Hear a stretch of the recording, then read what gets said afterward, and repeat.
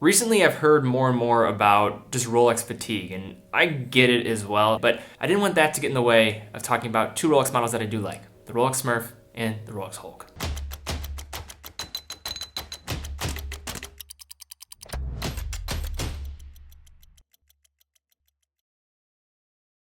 In the past 10 years, the Rolex Submariner lineup, I think, has been given some added flair with the release of the 116619LB, the Smurf, and then the 116610LV, the Hulk. Yet for making this easier on myself, I'm just going to call them the Smurf and the Hulk rather than the entire reference number. And before we go any further, big thank you to our partners at Bob's Watches for loaning these watches into me. If you guys want to make any purchase of these watches or any other watch, using that link in the description helps us out and allows us to keep doing what we're doing here.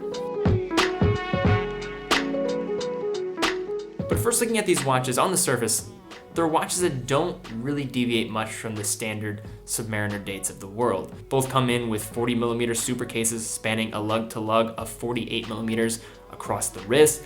They sustain a thickness of 12.5mm, achieving 300 meters of water resistance and containing a cost certified and long-standing movement, their Rolex 3135 caliber, with the only differentiating factors at this point either being the colors and, in the Smurf, a white gold case material. Yet when looking at previous iterations of the Submariner lineup and looking back to maybe the 1960s with the 6538, looking at the 1970s with the 1680 red subs, and then you see the Comex subs as well, there's always, when looking back, a few models that become a representation of that era. In thinking of this and just where we are currently with Rolex Steel Sports models, I believe that these two Submariners will represent the era of super case Submariners when looking back in, say, 30 to 50 years, as I think they brought forth new excitement and new things for the line, especially things that we can look forward to going forward. But first, these watches to me definitely need to say thanks to the 50-year anniversary sub known as the Kermit, a watch that certainly will be remembered as well and helped usher in this next generation.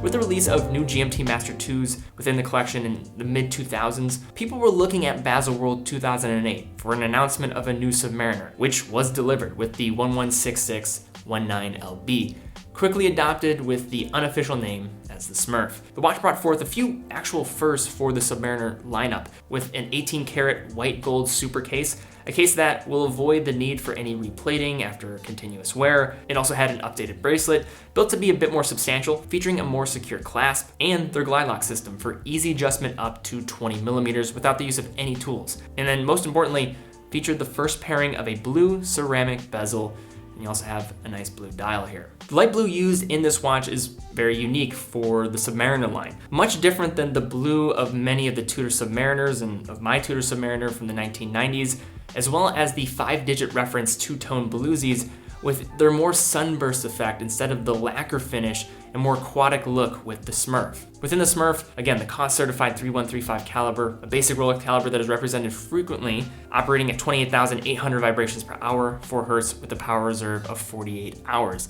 Yet it is not until you put the Smurf on your wrist or hold it in your hands you realize the difference in weight on the wrist, as it feels much more substantial in every regard. But with this, you get perhaps the only reason why this watch is not as beloved, or maybe what I should say is not seen as much in the wild, as you're getting a retail price of $36,000. A price offering still available in Rolex's line of Submariners, and of all on the market, I think this has to be my favorite. Yet with every glance at it, I can't help but think of how out of reach this thing is in comparison to so many other stainless steel counterparts. Nevertheless, a piece that certainly is worthy of admiration, and I think has proven to Rolex, and I think many others, if they needed any proof, that they have another cash cow waiting for them when they are ready to do so, if they did release this in stainless steel.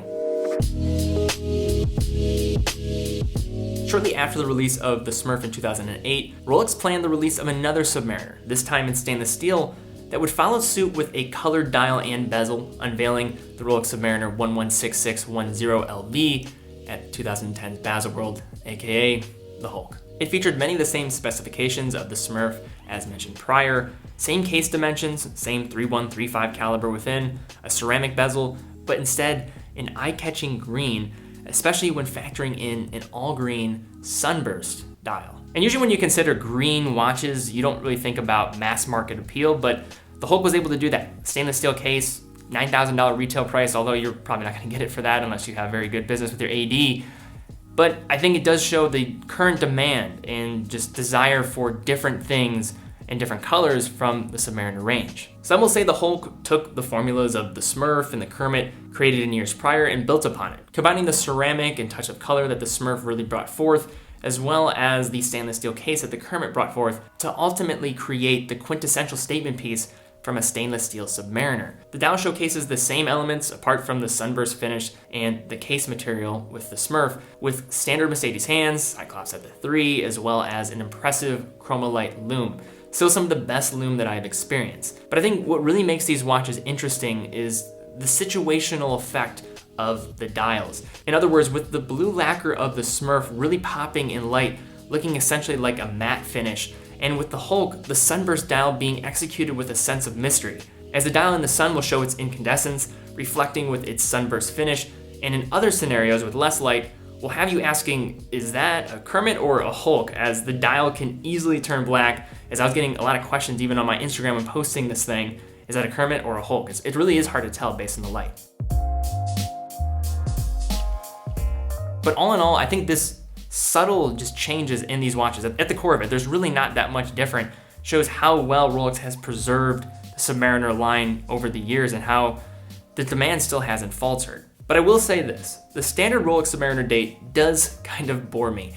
It's partially why I went for a blue vintage Tudor Submariner birth year when I was looking for, say, a more sporty watch. But overall, the design can be seen everywhere, from the millions out there in the wild to the many knockoffs and homages floating around. You don't really understand how often you come face to face with this design until you begin being able to remotely even call yourself a watch enthusiast. Then you see the thing and just how prominent the design is. Whether you are a lifelong enthusiast looking for an aspirational piece after years and years of saving, or fulfilling the stereotype of a rich individual that just buys the first expensive watch they lay their eyes on, there's a reason why these watches are so omnipresent.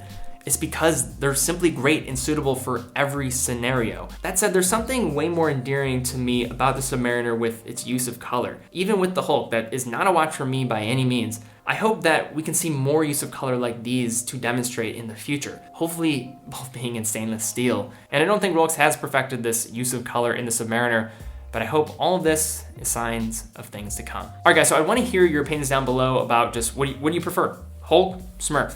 And is the Smurf not as popular just because of price, or is it just because the Hulk is cooler, in your opinion? I'd like to see comments down below. And what is your favorite Rolex Submariner, and what would you like to see from the line in the future? I think it's kind of an interesting place right now with the overall collection. All right, guys, if you like this video, be sure to give it a thumbs up, subscribe, hit the bell icon. Are there any other watches that you'd like me to kind of do a deep dive of?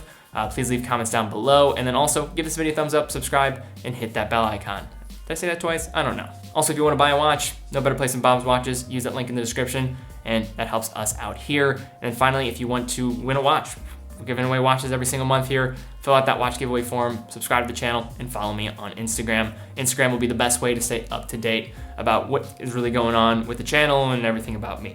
All right, guys, thank you again so much for watching. Be well, and I will see you all very soon.